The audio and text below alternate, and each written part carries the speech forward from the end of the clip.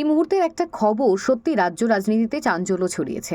নমস্কার, আমি সুপ্রিয়া, আবার আসলাম ছোট ছোট আপডেটস জানাতে। আপনারা সকলেই তো এতক্ষণে বুঝে গিয়েছেন যে সাসপেন্ড করা হয়েছে তৃণমূল কংগ্রেসের পক্ষ থেকে মেয়র ফিরহাদ হাকিম। তিনি সাংবাদিক বৈঠক করে রীতিমতো সাসপেন্ড করলেন হুমায়ুন কবিরকে। কারণ হুমায়ুন কবিরকে সাসপেন্ড করার অভিযোগ, তাদের অভিযোগের কথা তারা জানিয়েছেন যে শৃঙ্খলাবোধের অভাবে তাকে সাসপেন্ড করা হয়েছে দলের তরফ থেকে। মানে কবে তাকে আবার দলে ফেরত নিয়ে আসা হবে সেটা বিস্তারিত তিনি কিছু জানান না। সাংবাদিক বৈঠকে তিনি রীতিমতো কার্যত এভাবেই জানিয়েছেন। অপরদিকে আজকে মুর্শিদাবাদে, আপনারা সকলেই জানেন, মুর্শিদাবাদে মুখ্যমন্ত্রী মমতা বন্দ্যোপাধ্যায়ের আজ জনসভা রয়েছে। অর্থাৎ ভরতপুরের বিধায়ক ছিলেন হুমায়ুন কবির। এখন ছিলেন কথাটা ব্যবহার করতে হচ্ছে, কারণ তাকে সাসপেন্ড করলো, এখনও তাকে নোটিশ দেওয়া হয়নি। সংবাদ মাধ্যমের মাধ্যমেই তিনি জেনেছেন যে তাকে সাসপেন্ড করা হয়েছে। অর্থাৎ সাংবাদিক বৈঠক করেছেন মেয়র ফিরহাদ হাকিম।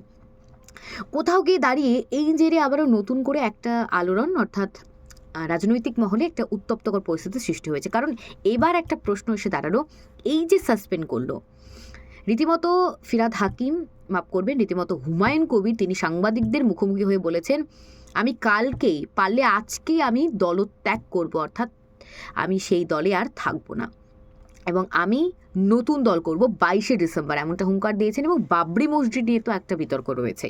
সেখানে দাঁড়িয়ে আজ তৃণমূল কংগ্রেসের পক্ষ থেকে ভরতপুরের বিধায়ক হুমায়ুন কবিরকে রীতিমতো সাসপেন্ড করা হয়েছে।